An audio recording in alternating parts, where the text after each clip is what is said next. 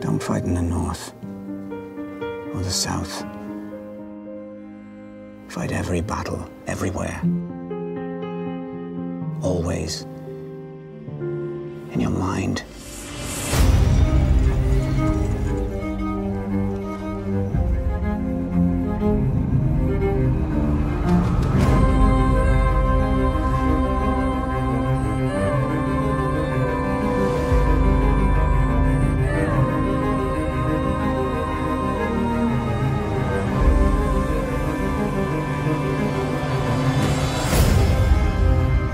For centuries, our families fought together against their common enemy, despite their differences.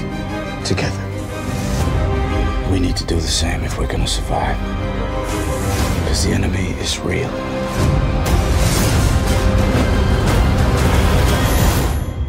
It's always been real.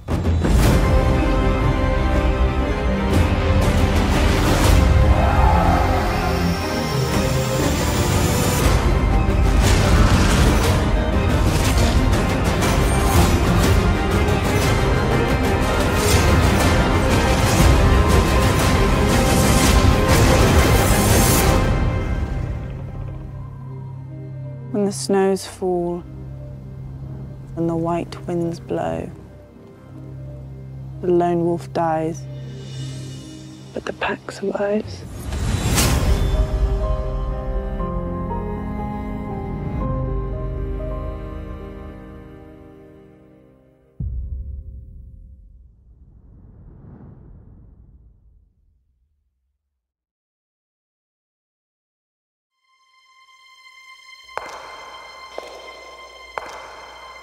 Enemies to the east. Enemies to the west. Enemies to the south. Enemies to the north. Whatever stands in our way, we will defeat it. We're the last Lannisters. The last ones who count.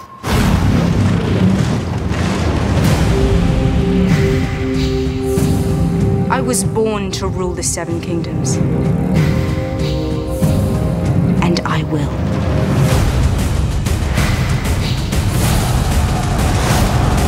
The king in the north! Your father and brothers are gone, yet here you stand. Last best hope against the coming storm.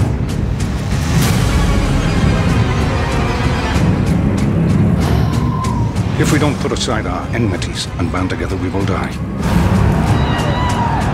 And then it doesn't matter whose skeleton sits on the Iron Throne.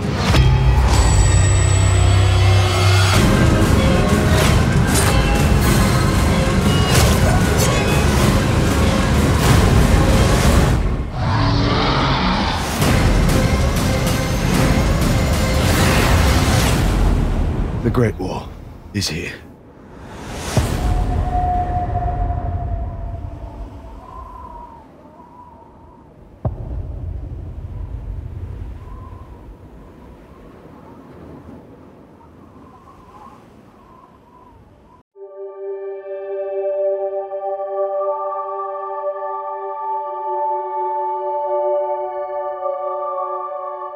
I was always quite into having my own style, I guess.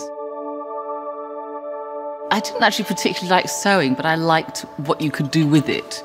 I always had something quite different and new, and I sort of liked that. It just became very much what I did, and so I went into fashion.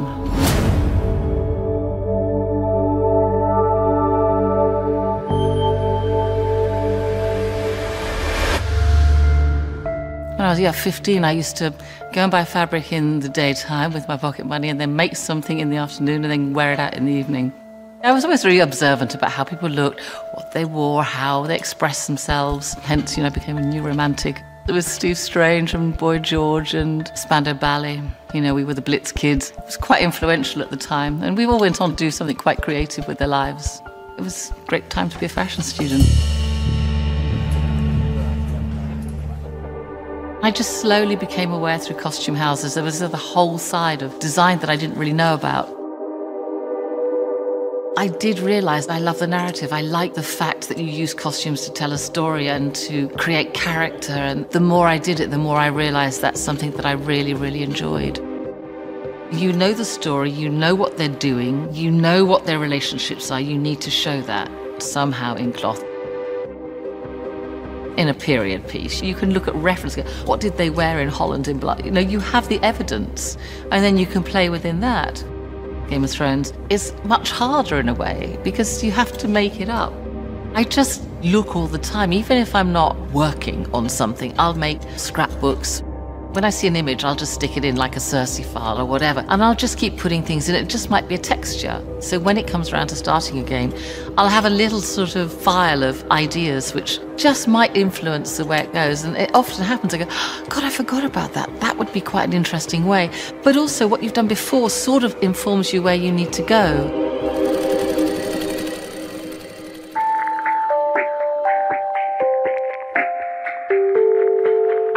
Designing a series like this, first it has to come from a script that guides you. Then you start building up a picture of how this person lives and what influences them.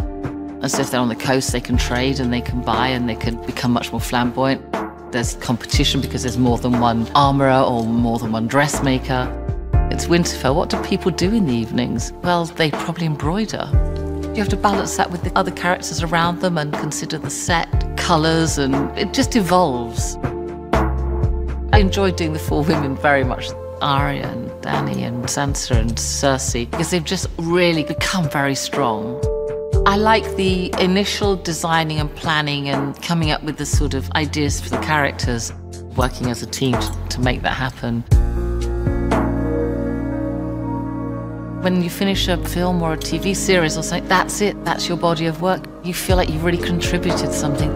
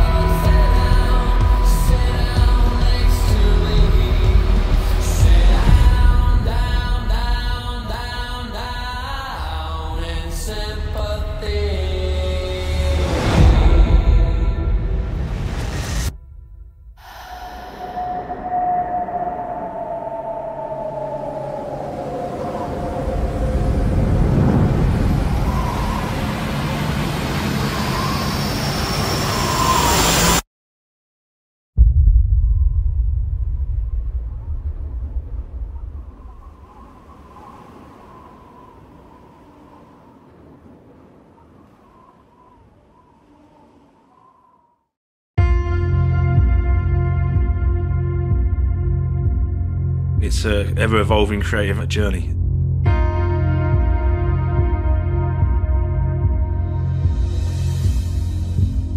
My dad was my inspiration. My father did a lot of Monty Python films and Terry Gilliam stuff as well. And I used to come in every holiday, muck around in the workshop. Special effects has changed. In my father's days, it was more physical and less VFX. Nowadays, we are a medium which the VFX like to use to supply them with decent elements, but it's also slightly destructive. Special effects as a department brings to a production the chaos and mayhem.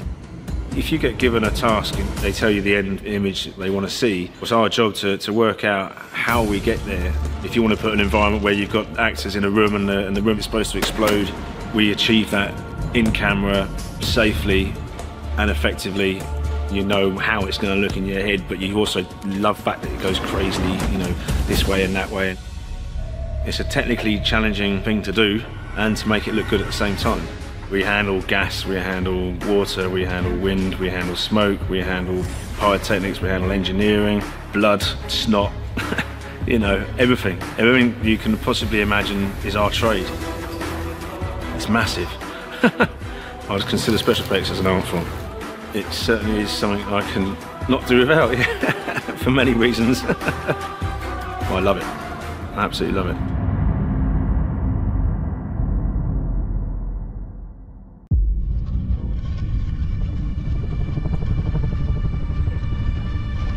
I know what my father was, what he did. I know the Mad King earned his name. Burn them all! Kill every Targaryen I get my hands on. Everyone who isn't us is an enemy. Sir Ilyn, bring me his head. We are Ironborn. We take what is ours. The Lannisters send their regards. You don't think I'd let you marry that beast, do you? I now proclaim Cersei of the House Lannister, protector of the Seven Kingdoms. Lannister, Targaryen, Baratheon, Stark, Tyrell. They're all just spokes on a wheel.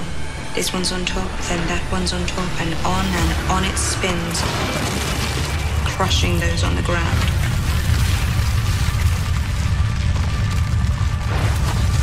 The same thing is coming for all of us. There is only one war that matters. The Great War. And it is here.